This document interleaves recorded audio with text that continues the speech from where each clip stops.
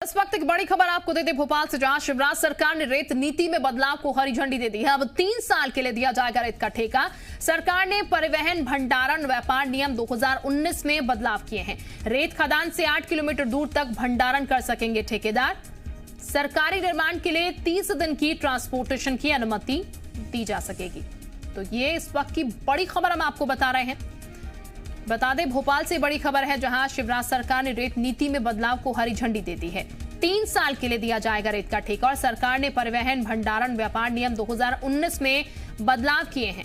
रेत खदान से 8 किलोमीटर दूर तक भंडारण कर सकेंगे ठेकेदार। सरकारी निर्माण के लिए 30 दिन की ट्रांसपोर्टेशन की अनुमति दे सकेंगे कलेक्टर। तो कलेक्टर जो है 30 दिन की ट्रांसपोर्टेशन की अनुमति दे सकेंगे सरकारी निर्माण के लिए। फिलहाल ये कहा जा रहा है कि रेत खदान से 8 किलोमीटर दूर तक भंडारण कर सकेंगे ठेकेदार। तो इस वक्त की बड़ी खबर हम आपको बता रहे हैं, रेत नीति में बड़े बदलाव किए गए हैं। तो 1 जुलाई 2021 से 30 जून 2022 तक ये तीसरा साल रेत खदान से 8 किलोमीटर दूर तक भंडारण हो सकेगा। इस वक्त की ये बड़ी और अहम खबर बता रहे हैं भोपाल से आपको, जहां पर रेत नीति में बदलाव को हरी झंडी शिवराज सरकार की तरफ से आज दे दी गई है। तो ये भी बता दें आपको, अब 3 साल के लिए रेत का ठेका जो है वो दिया जाएगा। इसके साथ सरकार ने परिवहन भंडारण व्यापार नियम 2019 में बदलाव किए, यानी कि रेत नीति में बदलाव को हरी झंडी फिलहाल मिल चुकी है। रेत खदान से 8 किलोमीटर दूर तक भंडारण भी किया जा सकेगा, लेकिन इस बीच ये भी कहा गया है कि सरकारी निर्माण के लिए 30 दिन की ट्रांसपोर्टेशन की अनुमति कलेक्टर जो है वो दे सकेंगे। तो ये फिलहाल एक अहम खबर आपको बता रहे हैं। और दूसरी तरफ ये कहा जाए कि माफियाओं को लेकर सीएम शिवराज सिंह चौहान साफ कह रहे हैं यहां पर कि किसी भी तरीके से उनको बख्शेंगे नहीं, लेकिन अब ये नीति में भी बदलाव किया गया है।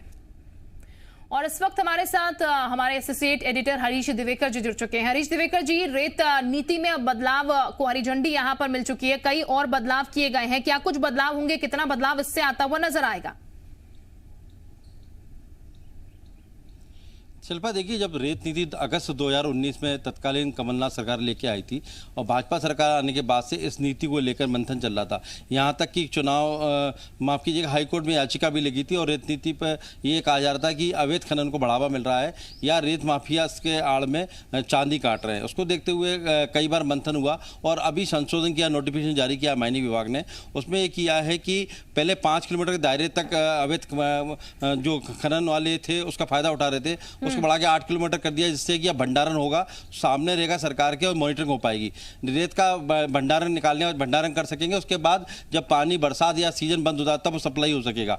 दूसरा, 3 साल तक का ठेका दिया गया और एक जो पहले साल की गणना है उसमें यह साफ तौर पर कहा गया 31 जून तक का पहला साल माना जाएगा। यानी अगर अक्टूबर में ठेका जिसको मिला है नवंबर 2019 में, तो 31 जून में 1 साल पूरा माना जाएगा, या नवंबर मिला है दिसंबर, जब भी ठेका मिला हो 31 जून जो है लास्ट होगी 1 साल की, पहले साल की। उसके बाद के लिए 2 साल पूरे मिलेंगे।